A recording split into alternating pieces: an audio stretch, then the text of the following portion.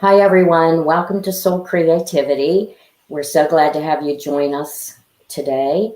And I want to remind you that underneath the video, you'll be able to find contact information for me, as well as today's guest, Cassie Carey. And her YouTube channel is the link to her YouTube channel, which is very unique. And we'll be talking about that a little bit through our conversation today. So please like, subscribe, and then go over and check out Cassie's channel. And I'm going to probably keep doing that, Cassie, now that that's no problem. I did that once. Cassie's channel, like I said, is unique, and it covers a lot of interesting territory. And so we have Cassie with us today as Screen Detective. So welcome, Cassie. I'm so glad you're joining. Yeah, and thank you I so know much it's for going to be having an me. interesting conversation. So again, and also the live chat is up. So if you have any questions or comments while we're talking, please feel free to post those. So Cassie, I'm a little bit interested in how you got interested in film. Was it a lifelong interest, or was it something that you developed? And then once you got interested in film, when did you get specifically kind of interested in true crime, because your channel is kind of covering that topic right now? Right.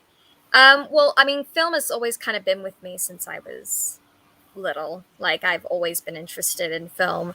I think when I was probably about 4 years old, I said I wanted to be a director of movies from pretty little. But yeah, I kind of when I was a teenager, I kind of went towards theater and like musical theater more, and more acting, because I was really interested in that. And then I got into screenwriting, and that kind of pushed me back to doing film again. So it was like I kind of circled back around. And yeah, I just finished film school about a year ago. And I had got my filmmaking diploma. But in terms of true crime, that kind of slowly developed. I mean, I remember when I was a teenager, my mom and I would watch Dr. Phil a lot, and he would have a lot of those cases. So I think that's probably kind of where that started, and I've just always kind of been interested in it, especially when I started writing, and because it's interesting as a writer, like, to see how people think about things like that, that are quite controversial. Yeah. Do you still have any interest in acting? Do you explore that at all? Yeah, I mean, I did a little bit of acting. It was kind of something that petered out over time. And then I kind of came to like the realization, like, I don't think I like acting, but I don't think it's what I ultimately want to do. But I feel like, in a sense, I still kind of do acting, like, for my YouTube channel, but it's different. I'm kind of in charge of it. Right. You're very expressive when you're analyzing a film. I really Yeah, enjoy yeah. that. And that kind of makes me not surprised that you're interested in true crime. And I know you were talking recently about doing some paranormal or hauntings. I think all of those things kind of go with that film type of mind where you're analyzing something, because that type of those topics invite invite you to analyze them. So I'm not surprised that you actually have an interest in that. Yeah. And when you were talking about writing, that you started writing, I was just recently listening to a little presentation, a little video from Akira Kurosawa. And he was talking about how he influenced so many directors. Right. Kurosawa. Yeah. And he was saying his advice to people, young film directors, was to write screenplays Oh, right. before Okay. they ever start directing, Yeah. that really would give them the specifics of the structure of a story in Right. film. And so when you were talking about that, I thought that was kind of a natural place to go. Yeah. I will tell you, we had a comment from Intuitive View, and it just says, "Hey, Cassie." So Hello. it pass that along. Cassie, before we got started, we were talking about, transformative storytelling and what's going on today with, I was describing it as just sort of an up-leveling in consciousness, or a growing awareness, a greater awareness of things than, it used to be. And I'm wondering how you think that figures into film, or if it will, as we kind of keep shifting in that direction. Yeah, I mean, I think definitely, as my mom has said, which is, intuitive view, Right.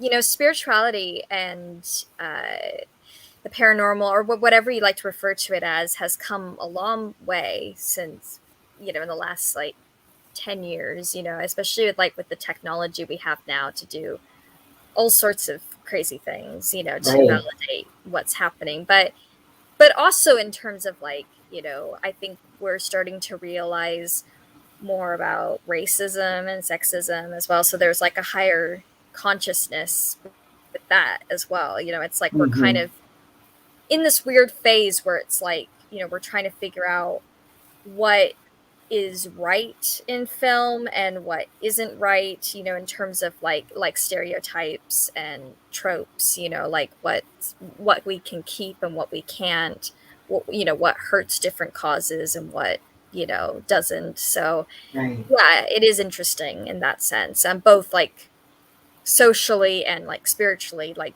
there's definitely a change happening.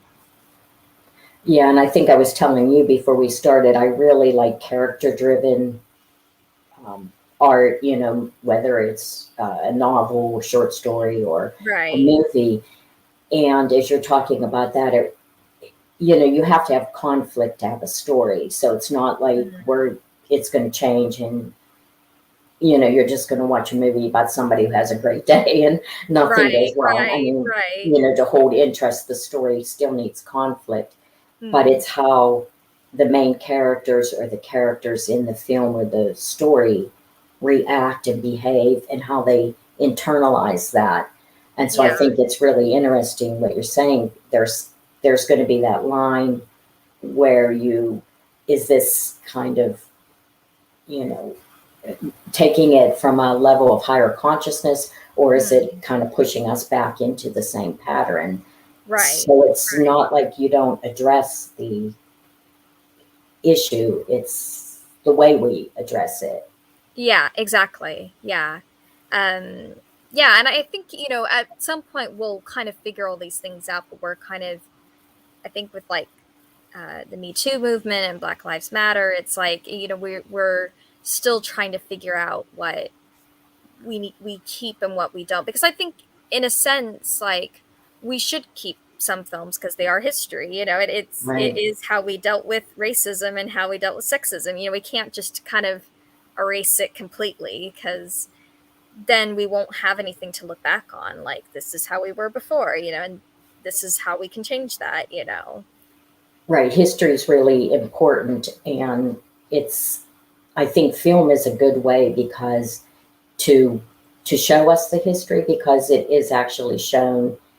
Um, you know, there's a difference between reading and you form your own images, I think, as you're reading, Yeah, where with film, it's kind of shown to you more clearly. exactly. Yeah. Um, but a good film also lets you use your imagination.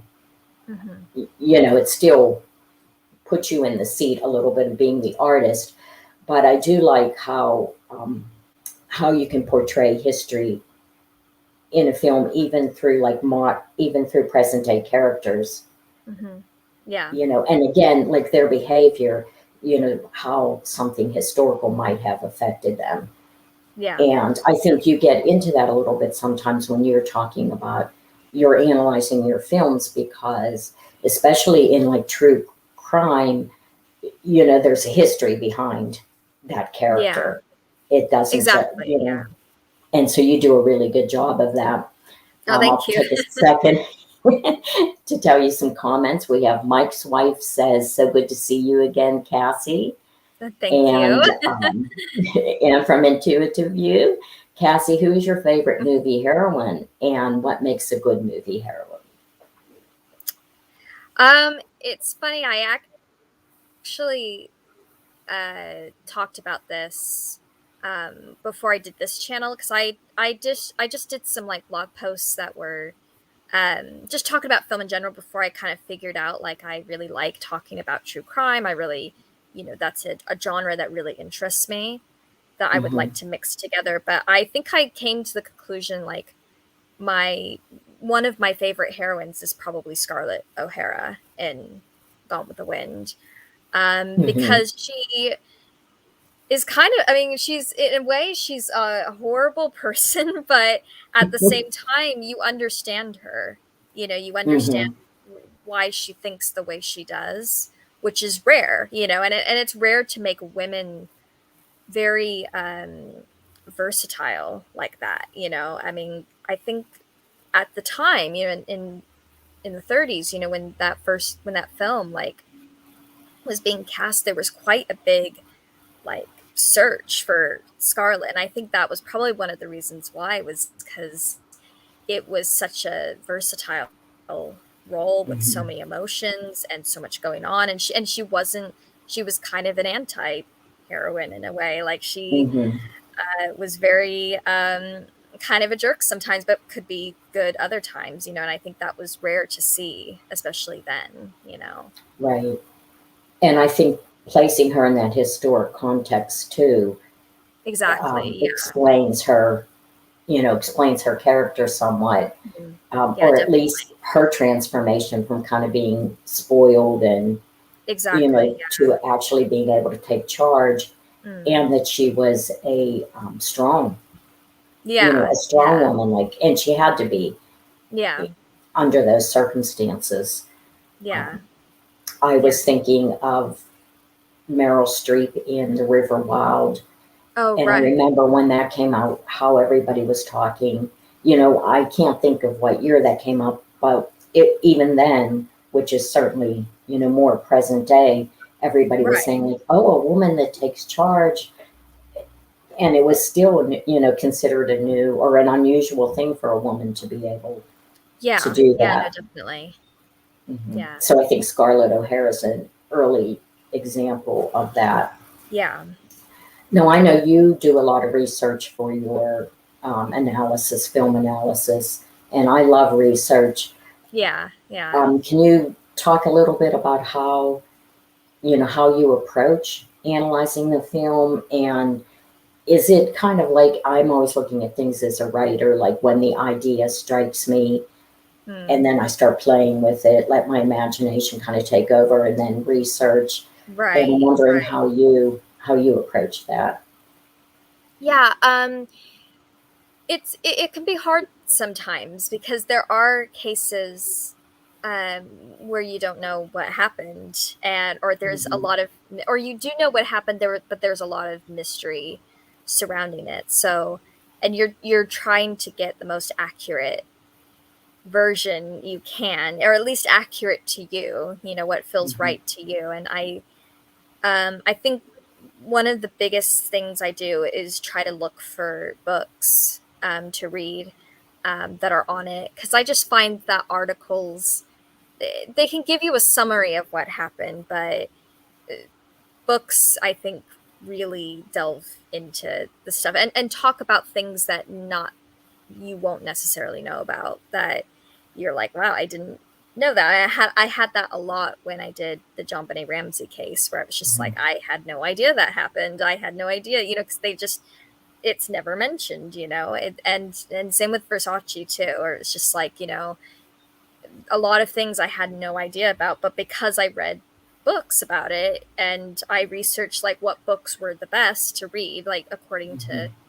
what people said, or at least best for what I'm looking for, I was able to kind of discover those things. Whereas I probably wouldn't have otherwise, if I had just stuck to the like internet resources. Right. What interests me is you have another layer to this that a lot of researchers don't have, and that's the psychic Right. Yeah. part of it. And so, specifically in your talk about the Versace murder, Mm. and I hadn't been aware of the TV show Yeah. until I watched your Yeah. video. Yeah. Um, and so I think that that's really interesting when you were talking about that, because that really gave you more insight and a depth to this serial killer Mm. than a lot of people would pick up on, especially just watching a show or reading some Yeah. articles. You did mention the book, went a little further in depth, but I think that's very interesting. And I wonder if, and you may have talked about this in one of your films, if you ever have sort of both, sides, the person who committed the crime and the person who was the victim of the crime, both coming to you, Yeah. and it does that throw you off? Like, how difficult is that for you to deal with? Yeah. It's I think I said in that interview I did on Intuitive View that, I usually try to put a white light of protection, or like some kind of Hmm. protection, because it's not that I think anything evil is going to come in and get me or something. It's more Right. just like sadness, anger, that, emotions. Hmm. Um, that's probably more likely. But yeah, it can be hard sometimes. I think this last one, the Johnny Versace one and the John Benet Ramsey one, were particularly like kind of emotional, like to go through, because I think, I'm picking up on a lot of their how they felt and like their emotions. And I think, going through the story while also having them kind of in my ear at the same time, it's like those two mixed together, it can make it kind of a exhausting process, Hmm. But I think, they mainly are there to either have me emphasize certain points, or emphasize certain things. It's not as much like pulling things out of thin air. It's like, the research is there and like the facts are there, but it's choosing what to focus on. So like, for example, a big thing I was kind of pushed to focus on with Johnny Versace was drug addiction, Hmm. which wasn't really delved too deeply into in the book and in the TV show. So stuff like that, and then with John Benet Ramsey, it was more that they were a normal family. That was a big thing, that Hmm. they were a normal family, to make sure they're a normal family. But yeah, so it's not as much, saying this thing I have no facts about. It's more just like, focus in on Right. here because there's something there, kind of thing, if that makes sense. It does, and like I said, I think it adds a layer. Yeah. It's not like you're just channeling somebody, but you Right. actually have the research and the analysis part to it, which I think makes your channel unique Right. in that Right. regard, Yeah. and very interesting to someone like me. But it also, it adds that spiritual layer to a Definitely. Yeah. circumstance that on this side of the veil can be very confusing.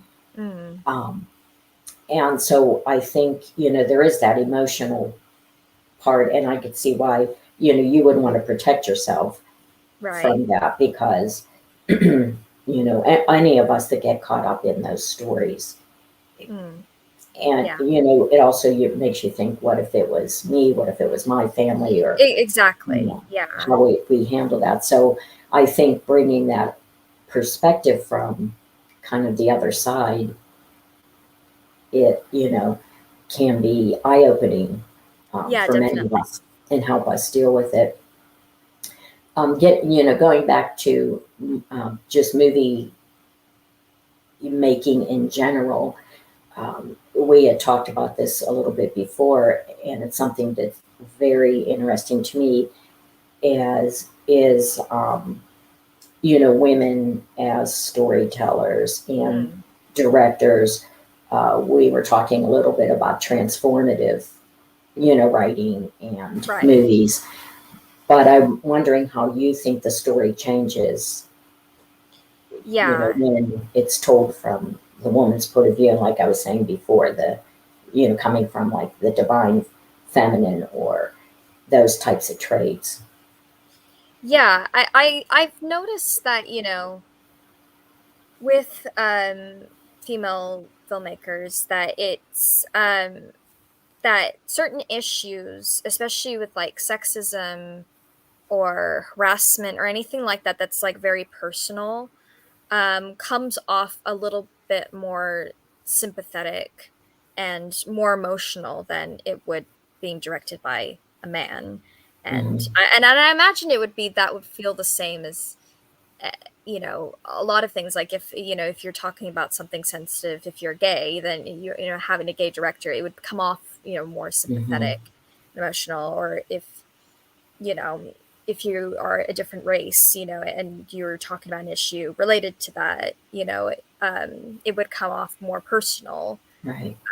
So I always find that like I can kind of pick out like which films are like directed by a woman, because it's hard to describe. It just feels a bit more emotional. I don't know how to describe it, but like emotional and just more invested, I Mhm. guess is the right word.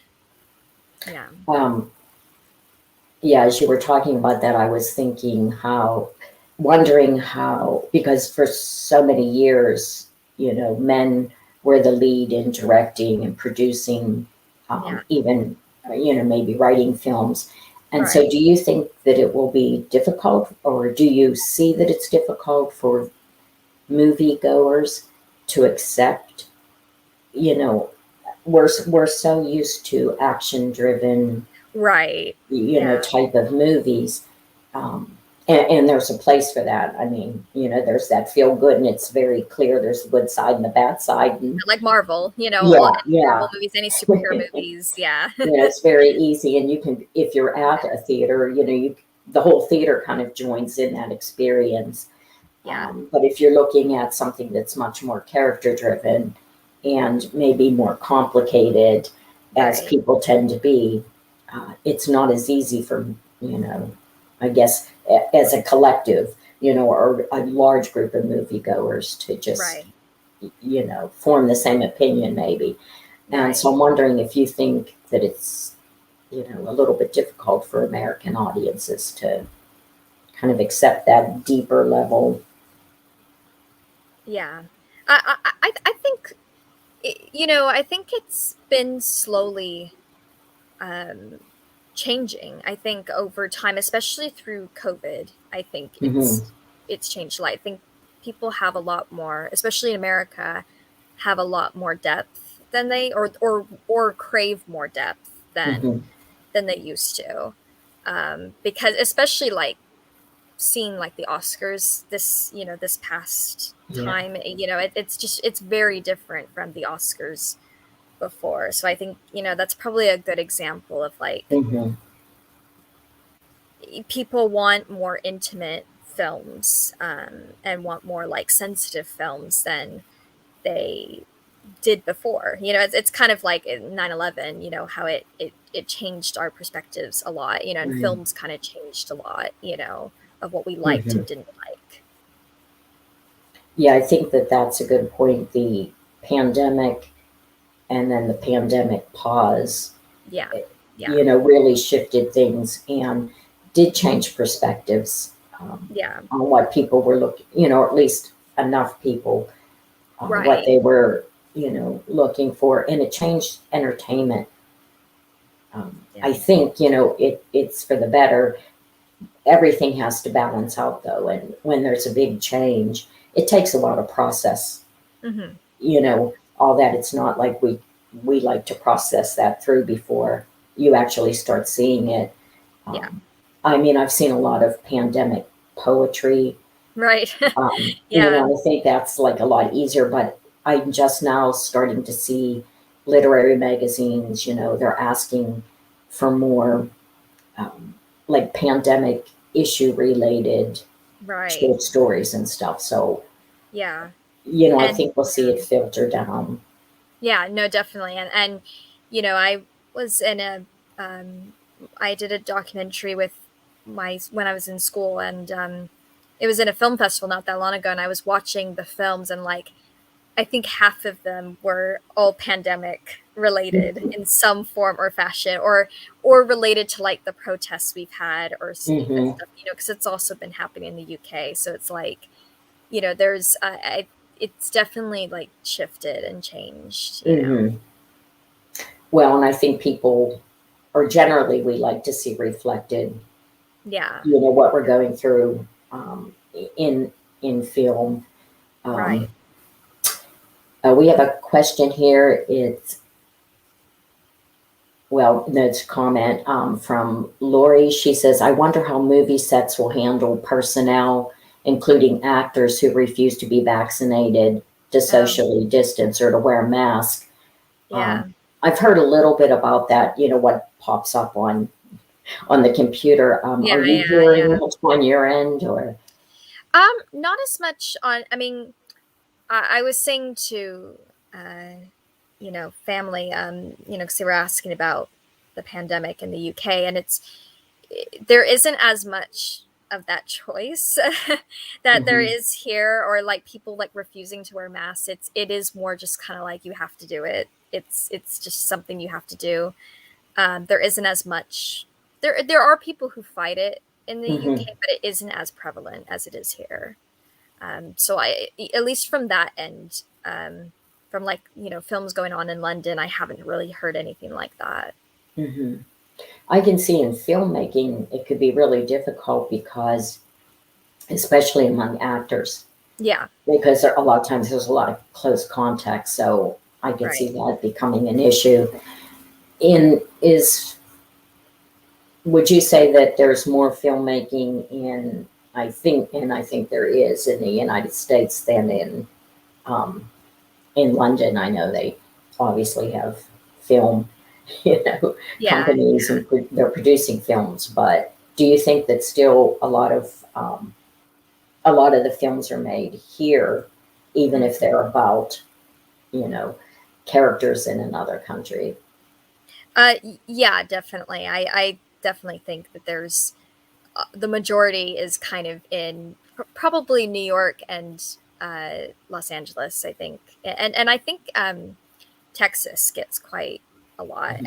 and Atlanta I know has been quite big for film, but yeah, definitely, and I think, I'm not sure about the UK, but I know for like Canada, Australia, they do get like a lot of films there because it's cheaper. They can Mhm. film there, especially if the locations need to look slightly different Yeah, from America, then it's much easier to shoot there. 'Cause I know that like Toronto and like places like that get a lot of films, right.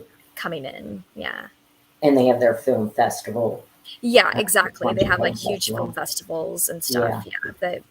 Yeah, so I think that it's, especially again with like the pandemic and people not being able to travel, I think you know there's been a lot of different movies coming from different countries. I think, I mean, South Korea has had a lot of great films and TV shows that have come out, in Hmm. the last few years. So I think that is slowly changing, but I do think the majority of films are still in California and like New York.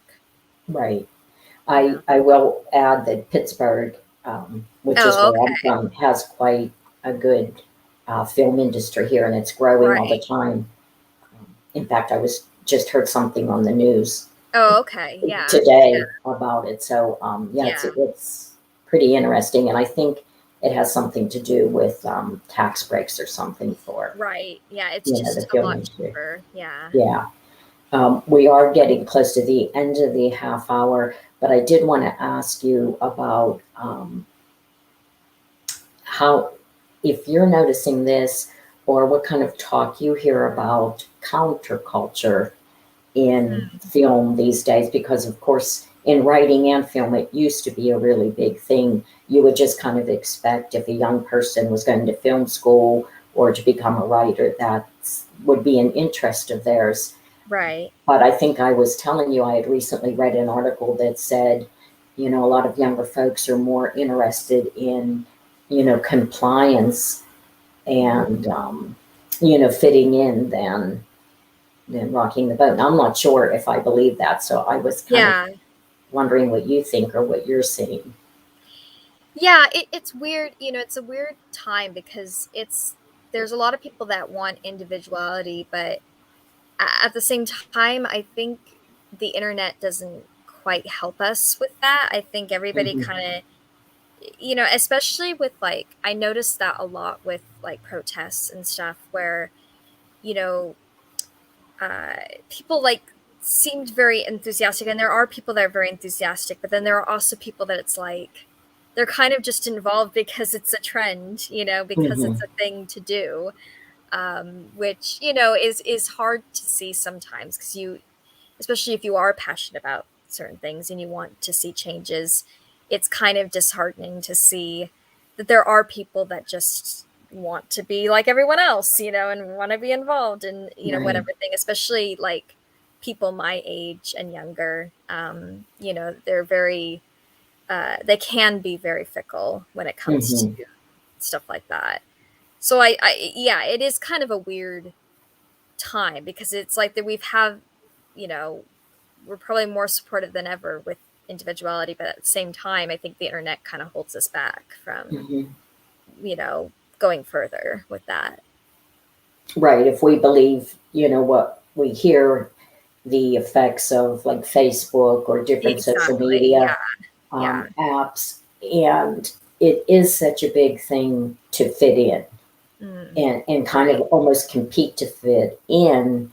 And yet, like you said, at the same time, I guess, maybe it's an age thing, but I always think of young people as being more, that's when you question everything. Right. And so I'm always surprised if it's more about, well, I'm just going to fit in. But I do know from teaching at, the college level, like there is that's such a big thing with, the internet. Not that, we all like to fit in somewhere, but I was really interested to ask you about that because, since reading an article on that, I was really wondering what your thoughts were. Yeah, definitely. Yeah. Well, we should start wrapping up, but I want to thank you so much for being here, Cassie. You are thank you so much. Very interesting, and I would recommend that everybody check out your channel. And if you want, it is under the video, but if you want to tell people again what your channel is, it's a good time. Yeah, it's Screen Detective, and I basically mix true crime with films. So I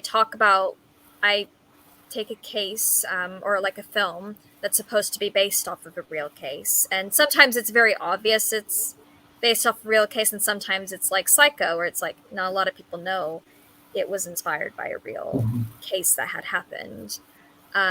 So I basically analyze the film, but I also talk about the actual case as well and kind of the story behind it. And I try to do my best with research, but of course you can't get everything, especially when you only have 15 minutes or 10 minutes to talk about it. Right. But yeah, you can find Screen Detective, and my profile picture is magnifying glass, so hopefully that will be easy to spot for people. Yeah, it's very interesting. Like I said, I've been very intrigued with it and have become a little addicted to it now. So I hope everyone hops on over and checks it out. And I want to thank everyone who listened live. And if you're listening later and want to leave a message for Cassie, please do so. And she will definitely, I'll make sure she sees it. Yeah, and, of course. We would really appreciate it. So please like and subscribe and check out Cassie's channel. And thank you so much for being here today, Cassie. Yeah, thank you so much for having me. Really me. interesting. Thank All you. right. See you next week, everyone. I'll be talking with, I think next week I have Claudette Dean. So we're going to have a really good conversation. See you then. Bye. Bye.